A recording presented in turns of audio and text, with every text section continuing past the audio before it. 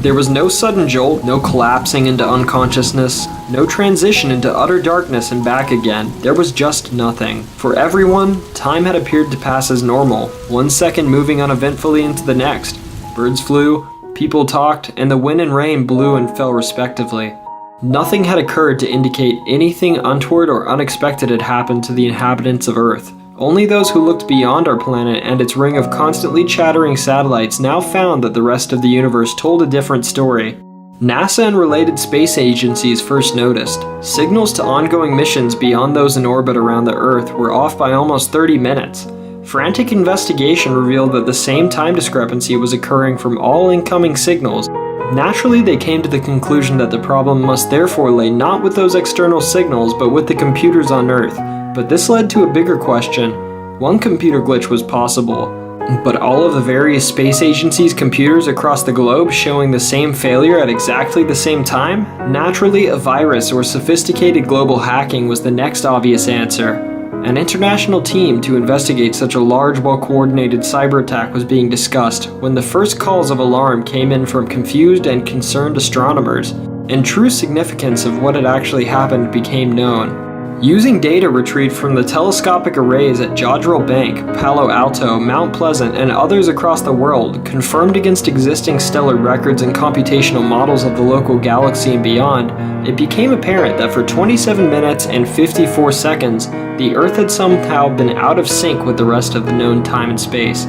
In essence, the world as we knew it had winked out of existence during this period, and then returned as if nothing had happened. For all intents and purposes during that short window of time, we had ceased to be. The international investigation team was repurposed, a blank check written, giving its pick of resources and the best minds in their fields, all to investigate this one event, and all sworn to utmost secrecy.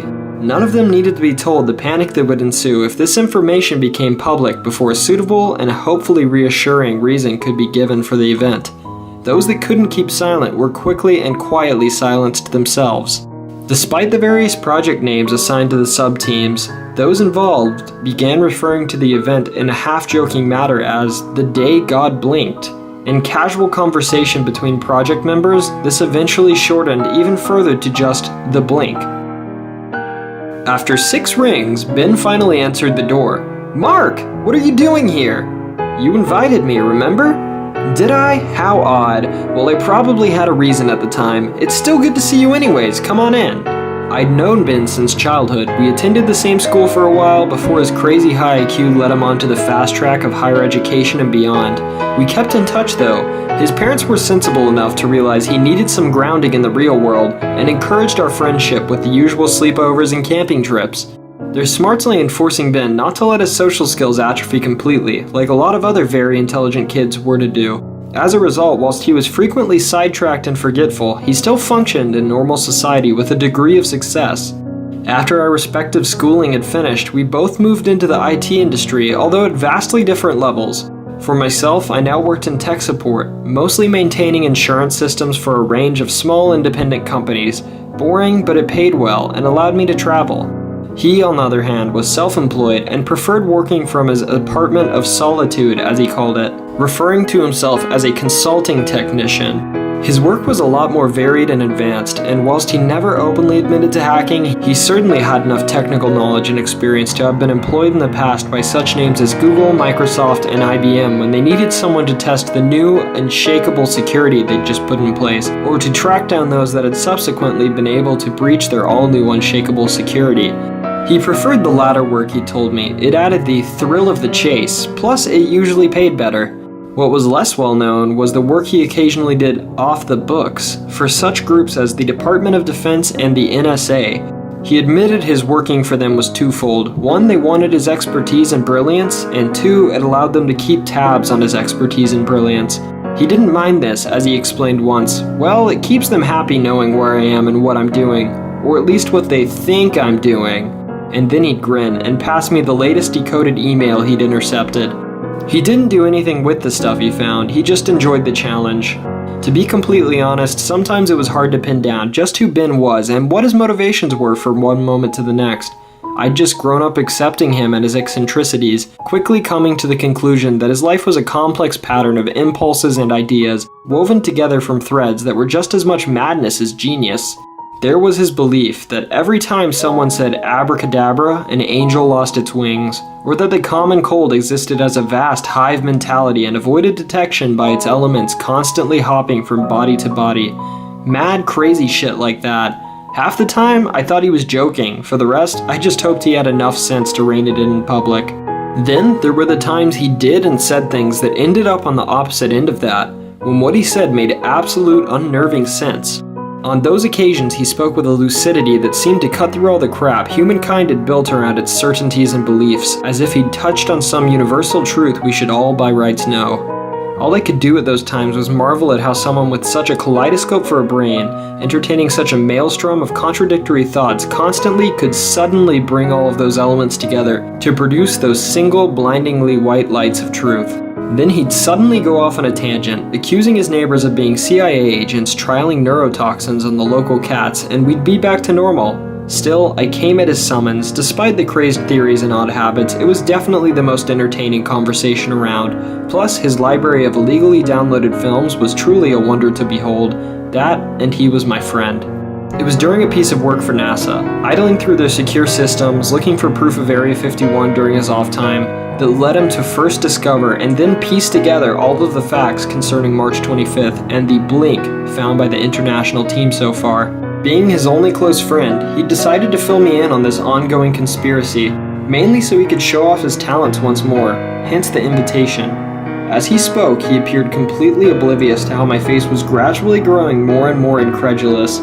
He described what the world's space agencies and astronomers had discovered and how this secret scientific think tank was now investigating what had happened. Physicists, quantum theorists, mathematicians, the whole spectrum of sciences, all focused on this one problem and the questions associated with it. What had happened, why it had happened, and most importantly, was it likely to happen again? And if so, what was the risk of it being permanent? He told me of the total news blackout and how any amateur astronomers or similar who came to the same conclusions were either being brought on board, treated as cranks, or disappeared with extreme prejudice. Their biggest fear was a mass panic, he said, or the world's religions taking credit on behalf of their respective gods, and several genocidal wars kicking off as a result. There's nothing more disconcerting, I guess, than not being able to trust your own reality. We've been raised in a world where it's fine to distrust your government, your employers, even your family, but your entire own existence? Definitely a recipe for chaos. Places like CERN have been placed on almost permanent hiatus. The governments of the world have no proof experiments like the ones they were doing there are the cause, but then I suppose they had to point the finger somewhere until more evidence showed up. There's a lot of theoretical work being done now, but pretty much zero practical. I guess it's only a matter of time before they get the scriptwriters in from Doctor Who. He sighed at this, sat back in a swivel chair, and spun around, gazing at the ceiling, seemingly lost in thought. Then he slowly came to a stop and returned to his gaze on me, a mischievous twinkle in his eye. Then, on the other side, you have all the religions. At this, he paused again, looked around his clustered desk, and then started building what looked like a tower of various bits and pieces. As it slowly grew in height, he continued speaking. Remember our Bible classes? I liked the stories, if not the morality. I especially liked the story of Babel. The rising structure of books, hard drives, chocolate bars, magazines, and other random items his hands could find and reach had risen to a height just below his chin. He added a few more items, adding to the precarious sway it already had, pausing again, his hands not touching it but spread wide on either side ready to stop any imminent collapse. He attempted the voice of an old English vicar delivering a sermon. Man in his hubris decided to build a tower to God so he may converse with his creator. God, though, in his glorious wisdom, decided man should not be allowed to do this and took steps to rectify the situation. So he cursed mankind with the gift of many tongues. He smirked at this, his eyes never leaving his tower, and returned to his normal voice. Well, many a project, plan, or piece has been ruined by the inability of people to understand each other. It might be that humanity is overreaching itself again. With the final proof of the existence of the Higgs boson, maybe God's decided we're getting too close again, and he's selfish about his tricks. Time for another lesson, perhaps? At this, he slowly closed his hands into fists on either side of the precarious edifice he had created, and with a single finger, gingerly pushed it near the top. With a crash, his metaphorical tower scattered across the table and the floor. He waited until the sound of the books and rubbish falling had died away, before speaking again, this time in a thoughtful voice. Maybe the blink, as they called it, was God giving us a heads up, a warning to stop encroaching on his intellectual property, else risk the consequences. Then he grinned, his tried and true atheism once more reasserting itself. Personally, looking at all the facts so far accumulated, I believe the answer lies even further afield, he said with a knowing smile on his face. I took a comfort break at this point, shaking my head at this new conspiracy theory. When I got back, he'd moved on already, his head now buried in the side of a PC tower case, now perched on a different desk he reserved for mechanical endeavors. It was quiet for a while, broken only by his humming as he fiddled inside of the case whilst looking for somewhere reasonably clean to sit. He then abruptly spoke again, his voice oddly masked by the case. As I was saying, I believe the answers they seek lie farther afield. I have statistical proof, in fact. Statistical? You? He'd often laughed at statistics in the past, and blamed them for 63.75% of the world's ills. That being said, he told me once that he could destroy the world with a single spreadsheet, and in my more fatalistic moments, I honestly believed him. I accept.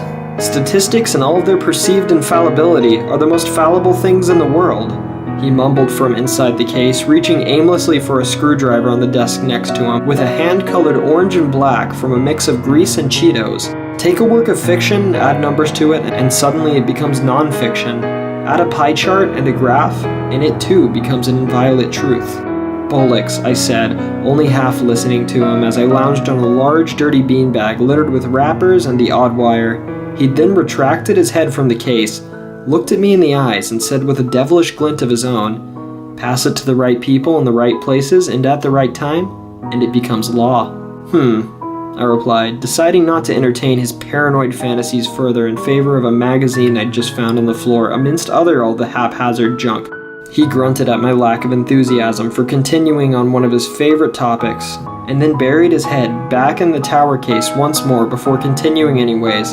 However, in those cases, I'm referring to your basic, biased statistics. Marketing, pressure group, political, that kind of unreliable crap. Now, pattern recognition, that element within the field of otherwise exploitable statistics, that I do have time for.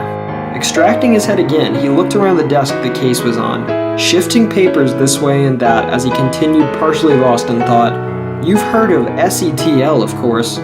This got my attention. Hold on, if we're heading into Alien Tora, you can kiss my ass right here and now. He fixed me with a glare, and I threw my hands up in the air in resignation, muttering, I'm sorry, please continue on, O knowledgeable one. Thank you. SETL, the search for extraterrestrial life, one of their jobs being the analysis of signals bouncing in and around our local galaxy, of which they have never found any conclusive proof of intelligent life, I reminded him pointedly. He ignored me. What if the patterns they've been looking for are wrong? What if you could analyze these seemingly random signals another way? What if there is a pattern, but it's spread over a longer period so you don't even see it as a pattern? Aha! Triumphantly, his hands came out of a pile of books, clutching a pad of post-it notes, scattering the books across the desk in doing so. Fishing a pen from his trouser pocket, I saw him scribble, "to do," on the top note and slap it on the side of the tower case before turning around to face me with an excited grin on his face. Have you been watching the Discovery Channel again? Is there a UFO special on this week? I asked pointedly. He looked at me indignantly, though I noticed he quickly closed a TV guide that had been open on his desk amongst the mess. What if I told you I had written my own pattern recognition algorithm? And what if I told you that I had found a message in those signals? Bullshit, I said quietly, suddenly less sure of myself, now more than a little shaken by what this meant if he had indeed succeeded in discovering a message from an alien race. Well, it wasn't easy. He continued, feigning an air of false modesty, and I do have the NSA to thank, although if they discover I've been running this algorithm in the background of their decryption supercomputer, then I may have to leave abruptly or apologize. You can never tell what mood they'll be in one day to the next. Ben, what about the message? I said firmly, cutting him short, standing to face him. Oh, that. He went quiet, looking around evasively. My doubts quickly returned. What was the message, Ben? Well, it was short, and it is really rather impressive decoding anything like this, obviously. Ben! He paused, and then said abjectly, Hello, are you content? There was a few seconds silence before I started laughing uncontrollably, mostly out of relief. Ben looked indignant. Well, I think it's a very poignant message. Better than prepare to be annihilated. Oh God, hold on a second. I can't breathe. You had me shitting myself for a moment there. I take it then you don't believe what I found is a message from an alien race. Would you please stop laughing? I'm sorry. Ben, you've got to admit, if you were to imagine contact from another species, I think I'd be looking for something a little more profound. I mean, we've sent out gold discs, giving a snapshot of the human race and our knowledge. Music, mathematics, you name it. And what did the hyper-intelligent aliens send back? The equivalent of have a nice day.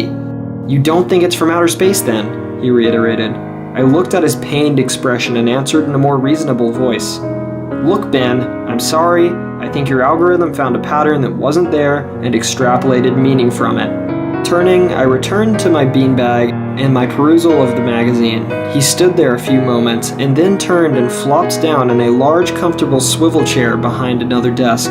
This one littered with laptops in various states of construction and destruction, connected by an array of cables in what appeared like haphazard fashion. Pressing the on switch on 3 of them, his face was illuminated in the telltale glow of their screens, his focus fitting between the screens and his finger dancing around the keyboard in front of him. He had nevertheless decided to continue and began outlining his newest theory.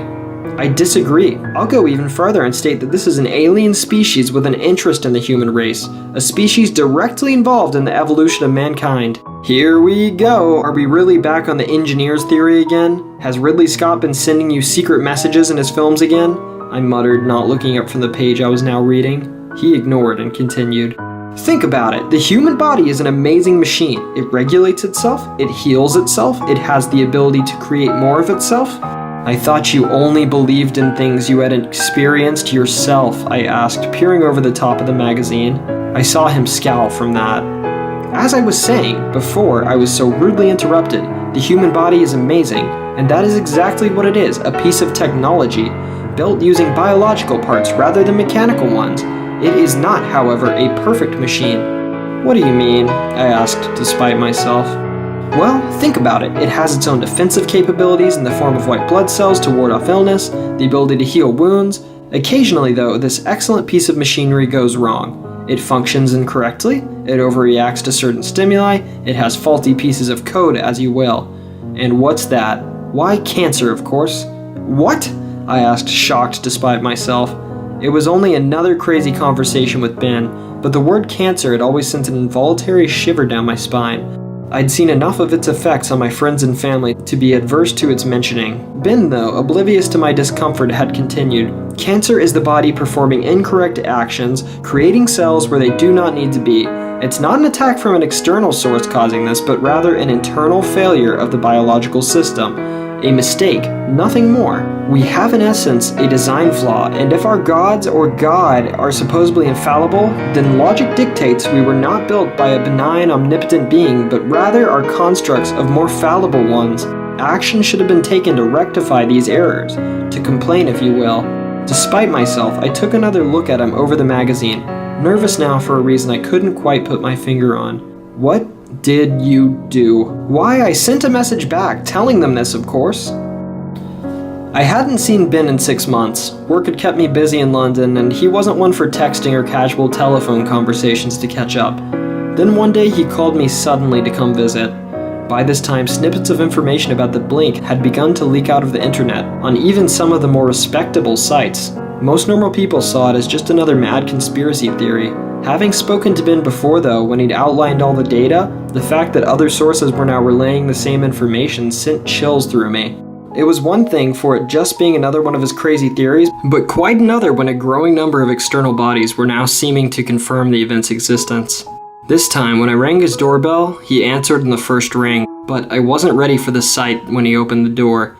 He looked haggard and tired, like he hadn't slept in days. His clothes were rumpled and dirty, even more so than normal. His eyes were bloodshot, and there were large, dark circles underneath them, but there was a calm I hadn't seen before, which echoed in his voice as he welcomed me in. I paused in the doorway and looked him in the eyes. Then without thinking, I drew him into a massive hug. He'd never really been one for physical contact, but he accepted the hug without question, and I felt some tension release from him. We parted after a short while, and I asked him sincerely, "Are you okay? Nothing's wrong with you?" No, nothing physically at least." "Good. You look like shit." He laughed weakly at that, and then quieted. We stood there silently for a few moments before the thought that had been nagging at my mind since he'd invited me over forced itself out. "I've noticed on the web, there's a lot of noise about this blink thing you mentioned last time. I was wondering, did you get an answer?" He weakly smiled, ignoring my question and inviting me in, and he simply pointed me to the large beanbag for me to sit at. His apartment was even messier than last time, a bunch of organized chaos. This was the type of mess that accumulated like the owner no longer cared. As I sat down, he went over to his desk and fiddled with a laptop, moved some random items on the desk, and almost like he was stalling. Then turning to face me, resting himself against the desk, he asked me in a vague voice, "Do you remember what I was talking about the last time you visited?" "You mean the alien thing?" I answered, trying to make my voice sound light, the smirk on my face forced and obviously fake. I'd given in to his suspicions, and he knew it. Before, he would have rubbed this fact in my face, but today he didn't. Such things didn't seem to matter to him anymore, which made my voiceless fears even greater. Not just humanity, but all life on Earth has been engineered. An external source created it and maintained it. It is my belief. At this he laughed, a dry mocking laugh at his use of a word that he had previously despised. It is my belief now that Earth has experienced various stages of life. There have probably been several of these stages back when Earth was first formed, up to and including today. Of these versions we have no substantial evidence of. The last one before us though, we do have several indicators lying around. He left it hanging, waiting for my mind to catch up. It didn't take long, although I was surprised at how easily I was accepting what was possibly another one of his eccentric theories. "You mean the dinosaurs, don't you?" I said quietly, his restraint somehow infecting me as well now.